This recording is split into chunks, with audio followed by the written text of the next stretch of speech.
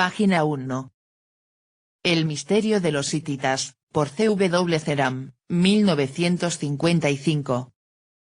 C.W. Ceram. Berlín, 1915-1972. C.W. Ceram, seudónimo de Kurt W. Marek, ejerció durante muchos años el periodismo y la crítica literaria.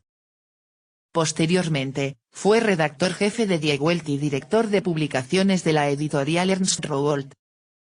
Durante la Segunda Guerra Mundial fue hecho prisionero en Italia y tuvo ocasión de descubrir multitud de obras de arqueología.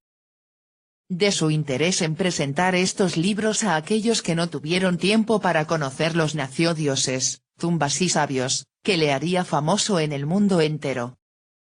Sus obras posteriores le consagraron como uno de los primeros especialistas en arqueología de todo el mundo. El autor del famoso ensayo Dioses, tumbas y sabios cuenta la dramática historia de los hititas, un pueblo indoeuropeo que se convirtió en una potencia dominante en Oriente Medio.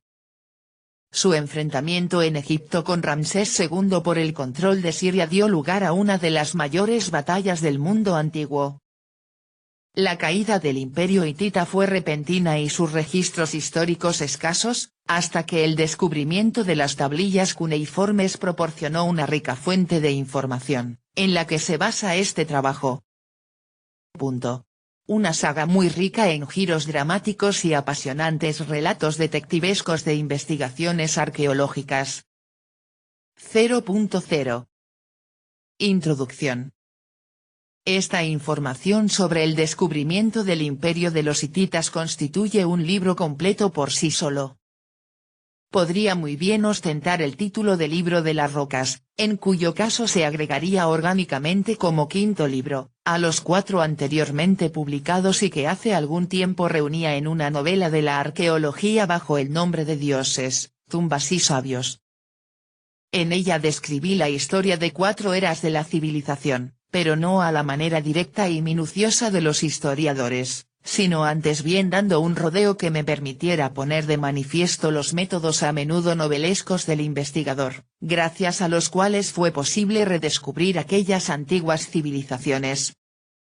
De modo semejante he obrado esta vez. Este libro, cuyo título exacto es en alemán, Desfiladero angosto y montaña negra, trata de los arqueólogos y de sus excavaciones de viajeros y de descifradores, y en el transcurso de la narración, gracias a los objetos desenterrados, va perfilándose, por decirlo así, una realidad que necesita ser interpretada, la imagen del imperio de los hititas, el cual, hasta fecha relativamente reciente, era poco menos que desconocido. De todos modos, en un punto esencial difiere este quinto libro de los precedentes. No puedo iniciar esta introducción prometiendo, como entonces hice, que voy a relatar aventuras emocionantes. La verdad es que entre los adeptos de la hititología no se dan figuras novelescas tales como Schliemann, el descubridor de Troya, el atleta Belzoni, el médico Botha y los agentes consulares Layare, Stephens y Thompson. Por otra parte, el territorio que dominaron los hititas no ha sido pródigo en hallazgos suntuosos como los de Egipto, ni en él se descubrieron tumbas cuyo mobiliario nos haya legado evidencias de acontecimientos de la historia primitiva, como es el caso de las tumbas reales de Ur, en Caldea. Puede que esta constatación decepcione a primera vista. Lo cierto es que ni los mismos grandes reyes hititas parecen haber atesorado fabulosas riquezas como los demás príncipes orientales, ni haber destacado como promotores y mecenas de las artes, a pesar de que reinaron sobre un pueblo que, según ahora sabemos, en el segundo milenio antes de nuestra era llegó a ser la tercera gran potencia del Oriente Medio, al lado de Egipto y de los imperios babilónico y asirio. Tengo esperanzas, no obstante, de que la lectura de este libro no dejará de tener interés cuando menos para aquellos que saben apreciar la afirmación de Guoyei, el descubridor de Uri de Al-Alak, según el cual el arqueólogo prefiere adquirir conocimientos nuevos a encontrar objetos materiales. Con respecto a la adquisición de conocimientos, si puedo hacer buenas promesas al que leyere este libro, por cuanto aquí por primera vez enfrentase el lector con una primera relación coherente y detallada del sorprendente descubrimiento de la civilización de los hititas.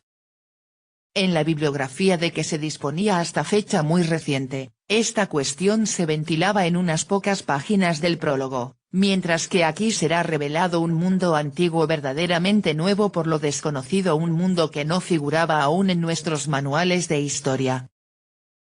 Al quedar la hititología tan sensiblemente despojada de fantasía y de fascinación humana, no me ha sido posible esta vez presentar este libro como una novela de la hititología. Lo que ofrezco no es, en verdad, más que un relato, una crónica, pero me ha sido dado el poder tratar minuciosamente algunos métodos de investigación arqueológica, tales como los que hicieron posible el desciframiento y la reconstitución de la cronología antigua. Como en el libro anterior, también en este topé con grandes dificultades, entre otras con el problema de la transcripción de los nombres, en cuyo dominio reina una completa anarquía, incluso en las obras especializadas, puesto que el intento de transcripción fonética de los nombres turcos antiguos y modernos dio resultados distintos en cada idioma. Todavía hoy persisten interpretaciones ortográficas diferentes en los manuales de arqueología de un mismo país. Así, por ejemplo, encontramos que el nombre turco de Bogazkoy, se escribe también Bogazkoy, Bogazkeui, de modo que a veces el lector ajeno a nuestra especialidad no puede saber que se hace referencia al lugar en donde estaba situada la antigua capital hitita, Atusas, o Atuscha, o Atussa. A fin de disponer de una ortografía uniforme, he adoptado la transcripción del Dr. R.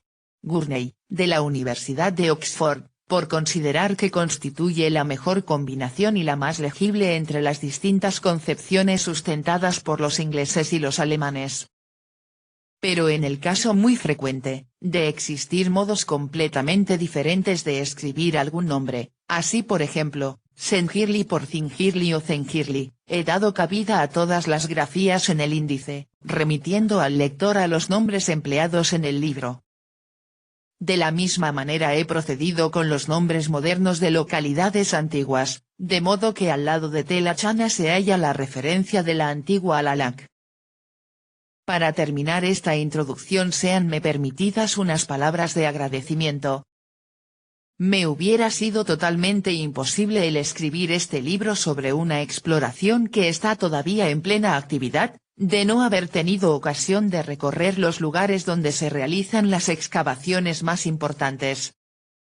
A la intervención del profesor Karl Ratgen, de la Universidad de Hamburgo, debo el haber sido invitado al 22 Congreso Oriental de Estambul, lo cual me permitió no solamente participar en muchas charlas extraordinariamente interesantes, y entablar fructuosos contactos, sino que, además, me dio ocasión de poder tomar parte en las excursiones organizadas y comentadas por especialistas en la región del antiguo imperio de los hititas.